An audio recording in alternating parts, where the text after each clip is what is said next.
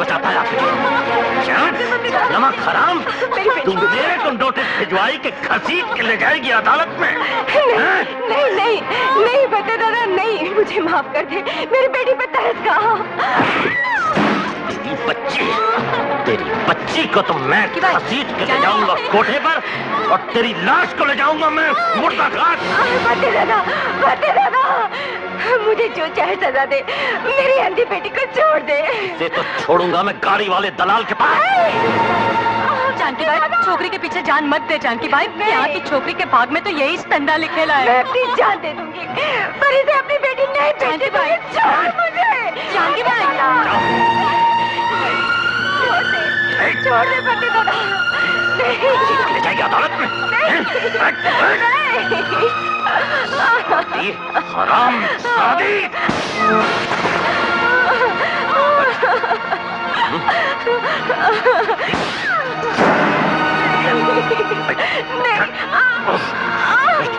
जान से मार डालूंगा।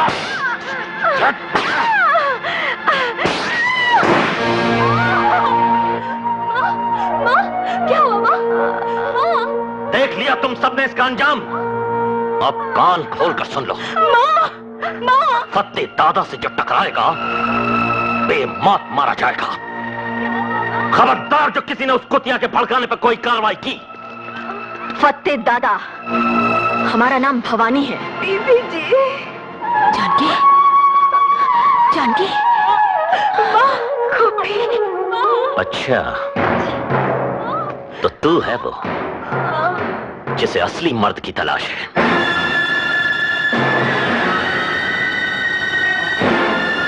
असली मर्द की बेबस औरतों को बेचने और मारने वाले नामर्द कसाई की नहीं। साली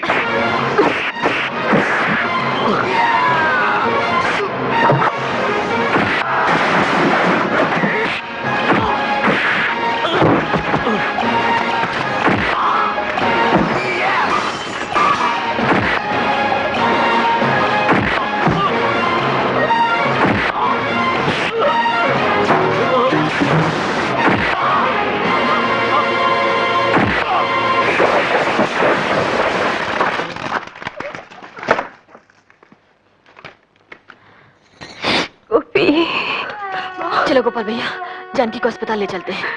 नहीं बीबी जी, बहुत देर हो चुकी। नहीं माँ, ऐसा मत कहो। बीबी जी, आप मेरी बेटी को फतेह से बचा लीजिएगा।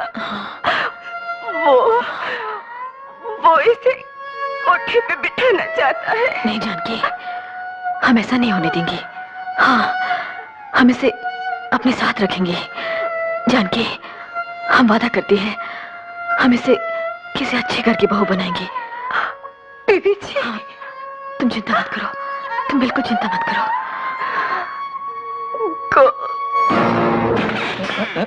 ये धरती डोली क्या? कंगला टोला में खून हो गया है। खून? खून तुमने किया? क्या? नहीं ना। खून तुम्हारे सगे वाले का हुआ या तुम्हारा हुआ? नहीं ना।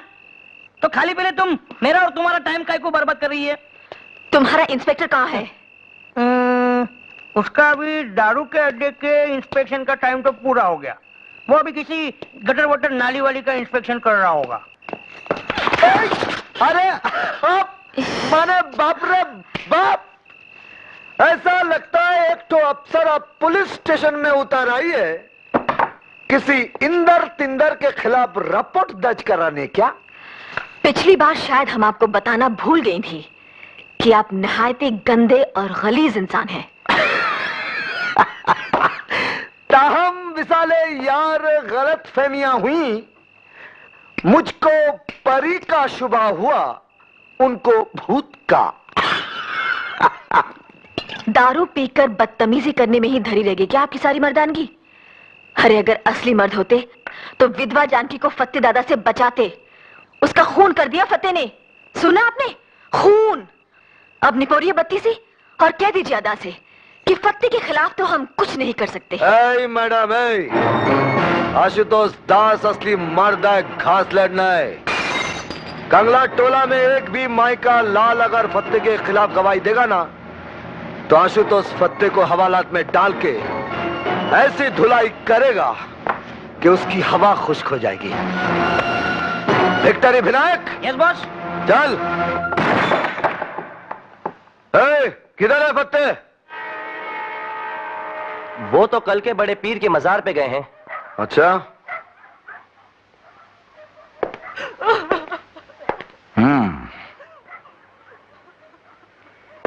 किसी ने यहां फत्ते दादा को जानकी का खून करते हुए देखा है? क्या हुआ? बोलो।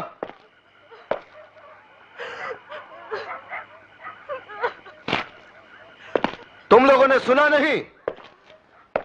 हमने पूछा किसी ने फत्ते दादा को जानकी का खून करते देखा है? तुम भी खामोश हो सुनैना, तुम बोलती क्यों नहीं? ये लाश तुम्हारी सहेली जानकी की है और ये अंधी बच्ची जो बिलक बिलक कर रो रही है तुम्हारी सहेली जानकी की बेटी है।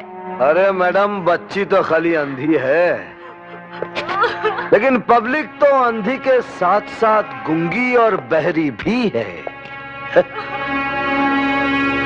सुनो ना, तुम फत्ते से डरती हो, भगवान से नहीं। अगर फत्ते ने तुम्हें मार दिया होता और तुम्हारी बच्ची इस तरह रोती होती तो? मां की जगह तो कोई ले नहीं सकता, मगर तुम अपने को अकेला या बेसहारा मत समझो। हम सब हैं ना तुम्हारे साथ। हम तुम्हें नई जिंदगी दिलवाएंगे और तुम्हारी मां के खूनी को फांसी। आओ इंस्पेक्टर आशुतोष, आओ। बोलो, क्या खिदमत करूं तुम्हारी? खिदमत तो ये नाचीज करेगा आपकी। सरकारी मेहमान बनाने के लिए न्योता लाया हूं, क्योंकि मुद्दत हुई है यार को मेहमा किए हुए, जोशे कधा से बस में चिरागा किए हुए। वारंट। फत्ते की गिरफ्तारी का वारंट बाद में कटता है, पेश की जमानत पहले हो जाती है इंस्पेक्टर।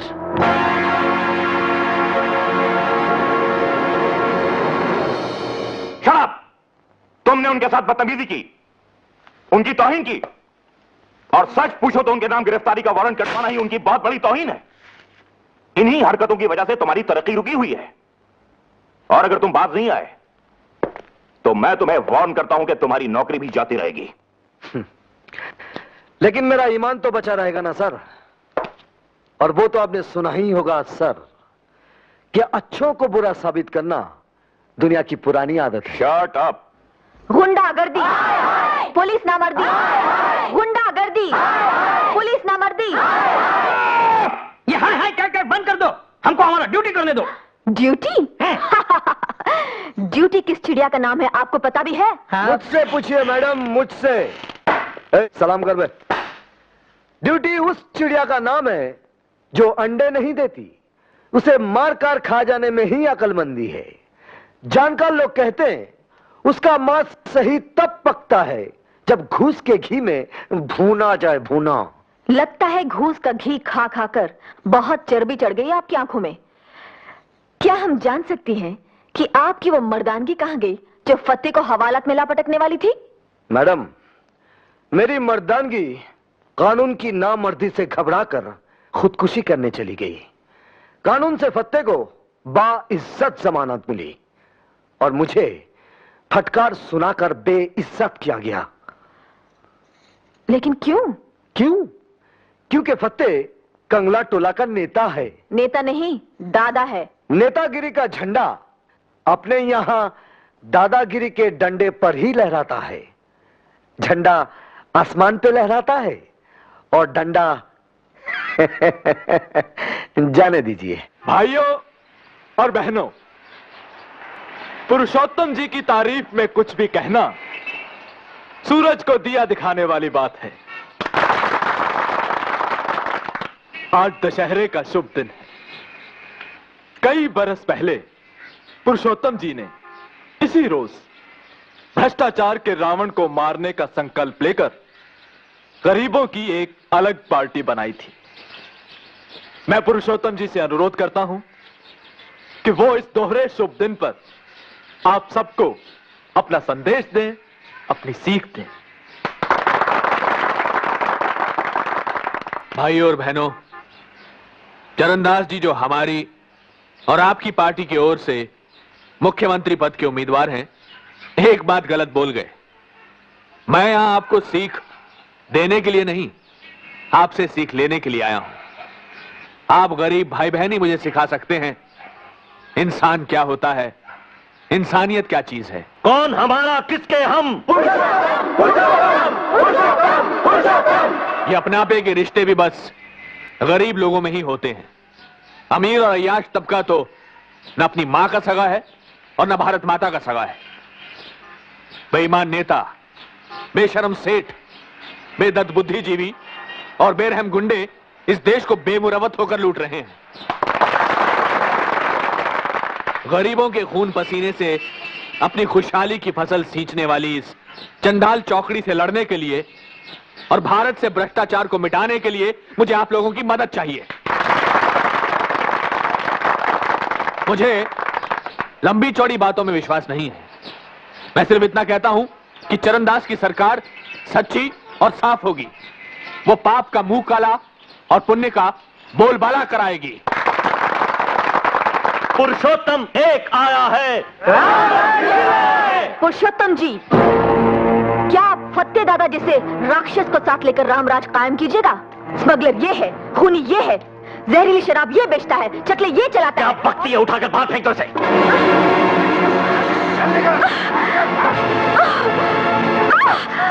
ठहरो, रुक जाओ।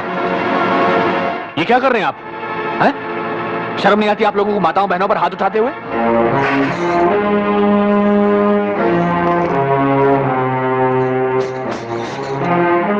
फत्ते जी, इनसे माफी मांगो। पुरुषोत्तम जी, आप समझते नहीं, ये आपके दुश्मन सत्तार की भेजी हुई है। जिसके दोस्त फत्ते दादा जैसे हों, उसके लिए दुश्मनों की क्या जरूरत है? चरणदास, अगर तुम मुख्यमंत्री पद के लिए मेरा आशीर्वाद चाहते हो तो फत्ते के खिलाफ फौरन कार्रवाई करवाओ। आप चरणदास जी के साथ थाने में जाइए। अगर फिर भी कार्रवाई ना हो तो मुझे फोन कीजिएगा। जी अच्छा, शुक्रिया। आपका नाम क्या है? भवानी। जाइए, आइए। मंगल, हुजूर, इसके बारे में पता करो, कौन है ये? अभी लीजिए जनाब। शिव शिव शिव शिव शिव शिव। लड़कियां खरीदने बेचने से जेबा से शिव राजनवा आपको रोक रहा है तेजपाल सेठ। हाँ जी, वो इस तरह तो अपना हुस्न मंडी वाला तंदाई चौपट हो जाने वाला है प्रभु। धर्मदास, एसीपी शिवराजन को खत्म करा दो, मगर इस तरह कि शक सत्तार के गिरोह पर जाए। शुक्रिया तेजपाल सेठ, कोरा शुक्रिया प्रभु को पसंद नहीं है। ऐसी बात नहीं है, लीजिए। पूरे 10 लाख की पेटी है। धन्यवाद। और दानबल, तुम्हारा मुंह कैसे लटका हुआ है? मुंह तो मेरा लटके ही लटके पुरुषोत्तम जी। ये चरणदास जी कहते हैं मने आप ही पेनल्टी समेत 20 लाख को टैक्स भरना पड़ेगा। बिल्कुल ठीक कह रहे हैं। तुम्हें समझना चाहिए दानमल कि चुनाव के मौके पर हमारी पार्टी का हर आदमी नेक और शरीफ नजर आना चाहिए।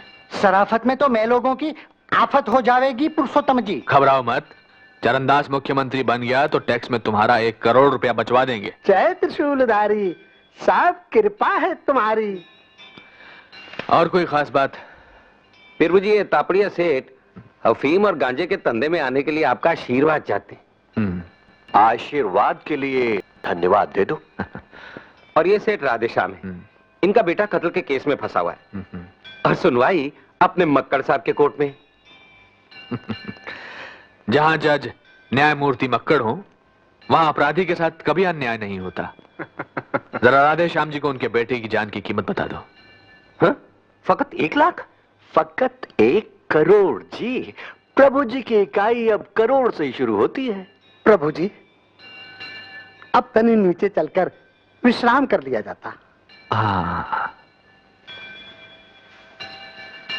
विश्राम करने से पहले जरा ये भी पढ़ लिया जाए प्रभु जी। मुख्तसर सी कहानी आपकी मिस भवानी की। तो भवानी करमवीर गणेश दत्त जी की कर्मठ बिटिया है।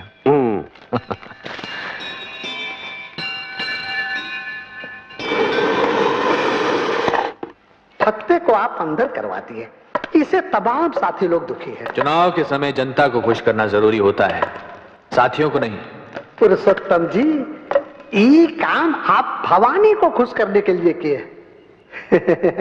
वैसे औरत आपकी सबसे बड़ी कमजोरी है। भवानी तो हमारी ताकत बनेगी धर्मदास, कमजोरी तो फत्ते है। फत्ते हमारा आदमी है, कंगला टोला के सारे काले धंधे वो हमारी खातिर चला रहा है। इसीलिए वो हमें कंगला टोला कभी खाली कराने नहीं देगा। तुम्हें पता नहीं कि कंगला टोला की जमीन कितनी कीमती है, और वैसे भी उसका क्या भरोसा, कभी भी सत्तार के गुट में शामिल हो सकता है। वो सब तो ठीक है, मगर वो भवानी गणेश दत्त की बिटिया है। वो भी हमारे लिए उसी तरह काम की साबित होगी जैसे गणेश दत्त हुआ था। जाओ, भवानी का सिक्का जमाओ और भुनाओ, हम भोग लगाते हैं। प्रभु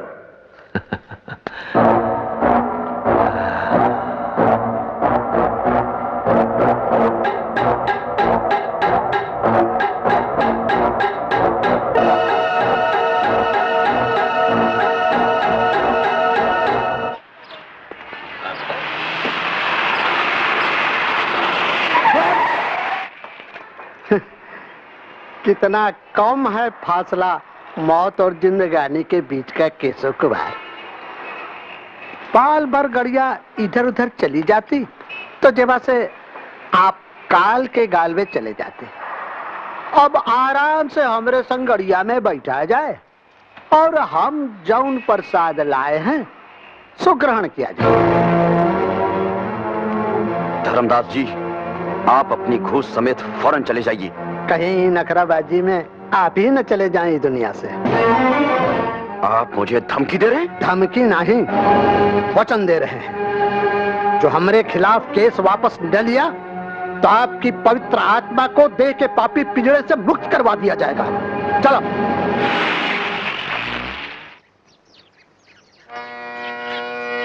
सा रे गा मा पा धा नी सा। भाई वाह गोपाल भैया, तुम खुद तो सारा दिन सारे गा माँ करते रहते हो, अब इसे भी करने लगे हैं?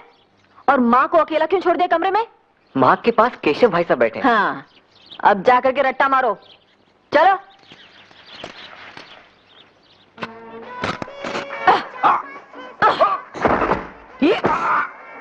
कमला जी दीदी, अब तुम करके बताना। भवानी जी, गोया आप यहाँ औरतों को मर्दों की पिटाई करना सिखाती हैं। सिर्फ सड़क छाप मजनुओं की। महल छाप मजनुओं की नहीं। आप हमारे साथ आइए। चलिए। यहाँ हमने औरतों के लिए डॉक्टरी और कानूनी सलाह देने का इंतजाम किया है। आइए। दर्द देने वाले दवा बंटवाएं तो पुण्य होता है भिक्टरी विनायक, और ना इंसाफी करने वाले कानूनी सलाह दिलवाएं तो और जास्त पुण्य होता है। जो औरतें पहले समाज के हाथों मजबूर थीं, हमने उनके लिए इज्जत से जीने के नए रास्ते खोले हैं। और उन्हें खोलने के वास्ते पैसे किस धर्मात्मा ने दिए हैं? जो इधर में पहले चकला खोले ले थे। इंस्पेक्टर, आपको यहाँ कोई काम है? है ना, सलाम करना है कंगला टोला के नए दादा नई दादी को। देखिए इंस्पेक्टर, हम न यहाँ की कोई दादा है ना दादी, हम तो इन औरतों की सहेली हैं। हम न सिर्फ इन्हें दादाओं से बचाएंगी, बल्कि दादाओं को सलाम करने वाले थानेदारों से भी। वाह वाह, उठ गई दुनिया से राहो रस्म यारी। हाय हाय। आपने कुछ कहा? जी हाँ, कह रहा था कि आप भी एक मोहरा बन गई हैं किसी की राजनीतिक शतरंज का।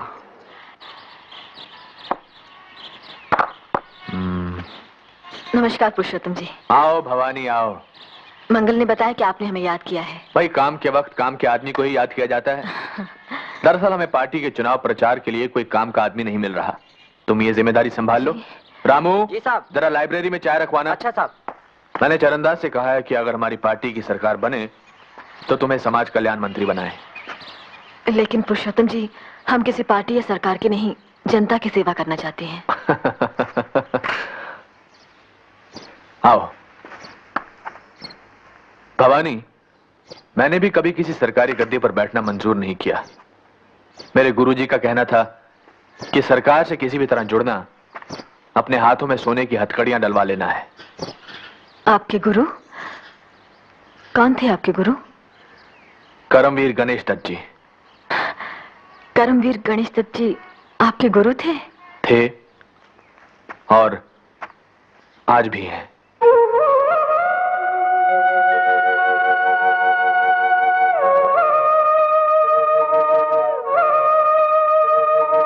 देखो भवानी, मुझे मालूम है कि तुम्हें मेरे सहारे की जरूरत नहीं,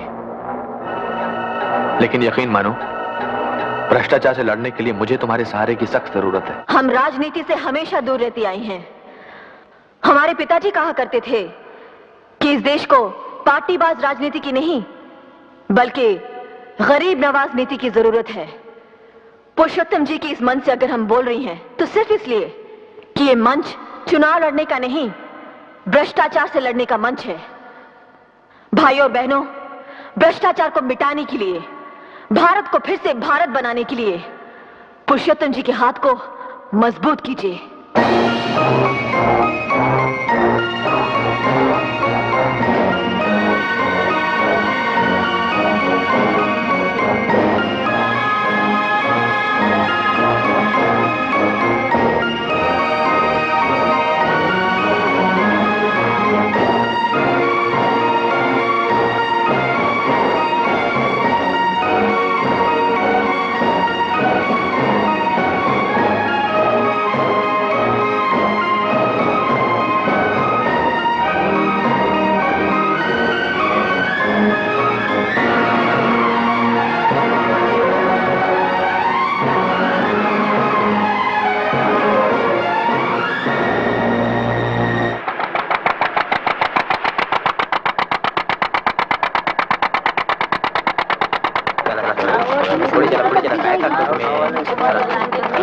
जरा आगे